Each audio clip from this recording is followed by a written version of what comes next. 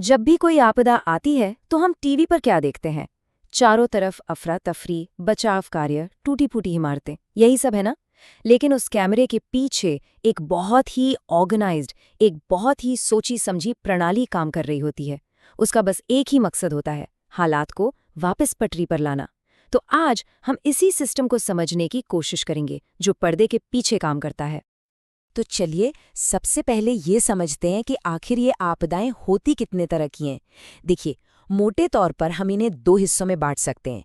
एक तरफ है प्राकृतिक आपदाएं, मतलब भूकंप, बाढ़, तूफान, ये सब जो कुदरत की वजह से होती हैं। और दूसरी तरफ हैं वो आपदाएं जो इंसानी गलतियों या गतिविधियों का नतीजा होती हैं, जैसे कि कोई बड़ी फैक्ट्री में दुर्घटना हो जाना या शहरों में आग फैल जाना। और जो हमारा सिस्टम है ना, उसे इन दोनों ही तरह की चुनौतियों के लिए तैयार रहना पड़ता है। अच्छा, एक बहुत बड़ी गलतफहमी पता है क्या है? लोगों को लगता है कि आपदा प्रबंधन का काम तबाही के बाद शुरू होता है, पर ऐसा बिल्कुल नहीं है। असल में ये एक लगातार चलने वाला चक्र है, एक साइकिल है जो कभी रुकती ही नहीं। आप इसे ऐसे समझिए, जैसे हमारे शरीर का इम्यून सिस्टम होता है ना, जो हमेशा एक्टिव रहता है, बस वैसे ही। इस साइकिल का सबसे पहला और शायद सबसे जरूरी हिस्सा है शमन, जिसे मिटिगेशन भी कहते हैं। इसका मतलब बहुत सीधा है, खतरे को आने से पहले ही रोक दो या फिर उसके असर को जितना हो सके कम कर दो। ये वो सारे काम हैं जो हम शांति के समय में करते हैं, जैसे भूकंप वाले इलाकों में मजबूत घर बनाना या जहां बाढ़ आती है वहां ऊंचे तटबंध बनाना। मकसद बस एक है कि जब आपदा आए तो नुकसान कम से कम हो। लेकिन हम ये भी जानते हैं कि हर आपदा को रोका नहीं जा सकता, है ना? तो यहीं से दूसरा कदम शुरू होता है, तैयारी या प्रिपेयर्डनेस। मतलब अगर आपदा आ ही गई तो हम उससे निपटने के लिए कितने तैयार हैं। इसमें अर्ली वार्निंग सिस्टम लगाना, समय समय पर मॉक ड्रिल करना, इमरजेंसी किट तैयार रखना, ये सब कुछ आता है। ये बिल्कुल वैसा ही है जैसे किसी बड़े एग्जाम से पहले हम तैयारी करते हैं। और फिर आता है वो दौर जिसे हम सब जानते पहचानते हैं, प्रतिक्रिया, यानी कि रिस्पॉन्स। अब एक्शन का टाइम है। आपदा के दौरान और उसके फौरन बाद बचाव टीमों का पहुंचना, लोगों को सुरक्षित जगहों पर ले जाना, उन्हें मेडिकल मदद देना, ये सब इसी का हिस्सा है। यहाँ तो एक एक सेकंड कीमती होता है और यहीं पर हमारी सारी तैयारियों की असली परीक्षा होती है।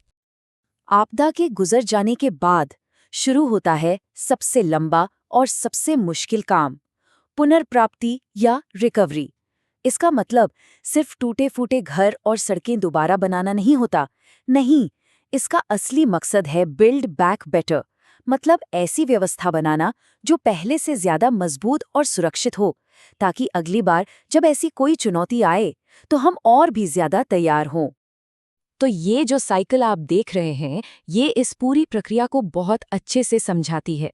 ये कोई सीधी लाइन नहीं है कि एक काम खत्म हुआ तो दूसरा शुरू। नहीं, ये एक चक्र है। रिकवरी से हम जो सबक सीखते हैं वो हमारी अगली तैयारियों और शमन की रणनीतियों को और बेहतर बनाता है। मतलब ये लगातार सीखने और खुद को बेहतर बनाने की एक प्रक्रिया है। तो ये तो हो गई पूरी प्रक्रिया की बात, पर सवाल ये उठता है कि इतनी बड़ी मशीनरी को चलाता कौन है? कौन है जो ये सारे फैसले लेता है? चलिए, अब इस पूरे सिस्टम में जो अलग-अलग किरदार हैं, उनको समझते हैं। ये एक बहुत बड़ा सवाल है, क्योंकि इसका जवाब कोई एक संस्था नहीं है। ये असल में एक कई लेयर वाला ढांचा है, जिसमें हर लेवल की अपनी-अपनी जिम्मेदारी है। आइए देखते हैं कि ये ढांचा दिखता कैसा है। तो सबसे ऊपर राष्ट्रीय स्तर पर है नेशनल डिजास्टर मैनेजमेंट अथॉरिटी, यानी NDMA। इसे आप इस पूरे ऑपरेशन का थिंक टैंक समझ सकते हैं। पूरे देश के लिए नीतियां बनाना, बड़े बड़े दिशा निर्देश तय करना और राष्ट्रीय लेवल पर तालमेल बिठाना, ये सब NDMA का काम है। अब NDMA के ठीक नीचे हर राज्य में होती है स्टेट डिजास्टर मैनेजमेंट अथॉरिटी, यानी SDMA। इनका काम है राष्ट्रीय नीतियों को अपने राज्य की जरूरतों और जमीनी हकीकत के हिसाब से लागू करना। आप कह सकते हैं कि ये केंद्र और जिले के बीच एक बहुत जरूरी पुल का काम करती है। और फिर आता है वो लेवल जहां असल एक्शन होता है, यानी जिला और स्थानीय स्तर। डिस्ट्रिक्ट डिजास्टर मैनेजमेंट कमिटीज और लोकल टीमें ही तो फ्रंटलाइन पर होती हैं, जो फर्स्ट रिस्पॉन्डर्स होते हैं। स्थानीय अधिकारी और समुदाय के लोग, यही वो लोग हैं जो योजनाओं को हकीकत में बदलते हैं। लेकिन कहानी सिर्फ सरकारी एजेंसियों पर खत्म नहीं होती। ये काम अकेले सरकार नहीं कर सकती। ये एक जबरदस्त टीम एफर्ट है। इसमें एनजीओज, हमारी सेना, प्राइवेट कंपनियां और यहाँ तक कि अंतर्राष्ट्रीय संगठन भी कंधे से कंधा मिलाकर काम करते हैं। इस पूरे नेटवर्क में हर किसी का रोल बहुत अहम है। चलिए अब थ्योरी से थोड़ा और आगे बढ़ते हैं और प्रैक्टिस की बात करते हैं। ये सारी संस्थाएं मिलकर आखिर जमीन पर करती क्या हैं? वो कौन से ठोस कदम हैं जिनसे हमारे समुदाय ज्यादा सुरक्षित बनते हैं? ये स्लाइड काफी दिलचस्प है।